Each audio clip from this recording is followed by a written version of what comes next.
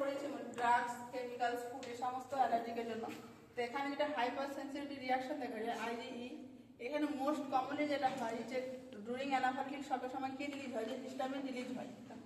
তো পেশেন্টের ক্ষেত্রে অ্যানাফাইলেটিক শকটা হলে কি কি সাইন সিম্পটম দেখা যায়, যেমন হচ্ছে ফার্স্ট যেটা পাবো আমরা ট্যাকিকার্ডিয়া, হার্ট রেট বাড়বে।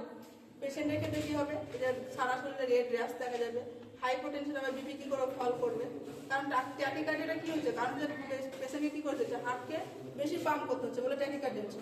দেন হচ্ছে ওয়ার্ম বডি হবে, গরম হয়ে থাকবে বডি, হাত পা বিশেষ করে ডিপনিয়া হবে পেশেন্টের ক্ষেত্রে, ট্যাকিকার্ডিয়া হবে।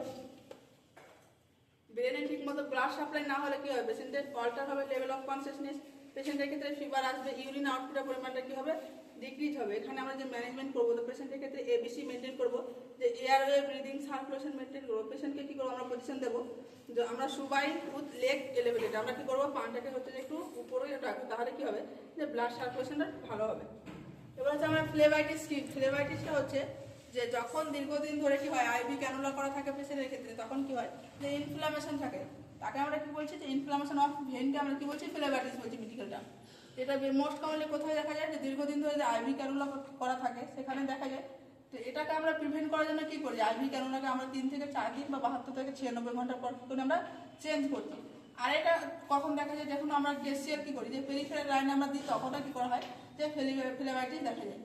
ফ্লেভাইটিস হলে কি কি সাইন সিমটম দেখা যাবে, পেশেন্টের ক্ষেত্রে কি হবে, যে পেইন হবে, ব্যথা করবে, সোয়েলিং হবে, স্কিন কি হবে, গরম হবে, পেশেন্টের ক্ষেত্রে ওয়ার্ম স্কিন হবে, রেডনেস হয়ে থাকবে, পেশেন্টের ক্ষেত্রে কি হবে, এই সমস্ত সাইন সিমটমগুলো দেখা যাবে। এখানে আমরা কি করতে পারি ট্রিটমেন্ট, আমরা যেহেতু দেখছি যে আইভি ক্যানুলা প্রলং টাইম থাকছে বলে আমাদের কি হচ্ছে, যেটা হচ্ছে সেখানে আমরা কি করবো, যে রিমুভ করবো, কি কি আইভি ক্যানুলাকে রিমুভ করে দেবো। এখানে আমরা কি করবো, যে সাইডটাতে ফ্লেভাইটিস হবে সেই সাইডটাকে আমরা কি করবো, এলিভেটেড করে দেবো, সে হাত হোক বা পা হোক, তাহলে কি হবে, সেখানকার ইডিমাটা কি হবে, ডিক্রিজ হবে।